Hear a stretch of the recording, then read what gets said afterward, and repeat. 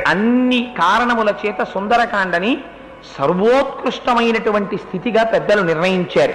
మీరు జాగ్రత్తగా వింటే ఉపాసనకి సంబంధించినటువంటి అనేక రహస్యాలు తలబద్దలు కొట్టుకున్నా సరే ఇవి ఎలా ఉంటుంది అని అర్థం కానటువంటి విశేషాలు కూడా హనుమ యొక్క అనుగ్రహంతో, సీతారాముల యొక్క అనుగ్రహంతో ఉపాసనకి సంబంధించినటువంటి రహస్యాలన్నీ తేటతల్లమవుతాయి సుందరకాండలో. అందుచేతే ఆధ్యాత్మికంగా ఉన్న వాళ్ళకి ఆధ్యాత్మికమైనటువంటి పురోగతి, ఇంట్లో కష్టాల్లో ఉన్న వాళ్ళకి కష్టాలు తొలగిపోతాయి. ఏమండి మా ఇంట్లో పాపకి పెళ్ళవలేదు, సుందరకాండ వింటే పెళ్ళవుతుంది. ఏమండి పిల్ల చాలా కాలమైంది వివాహమై సంతానం లేదు, సంతానం కలుగుతుంది.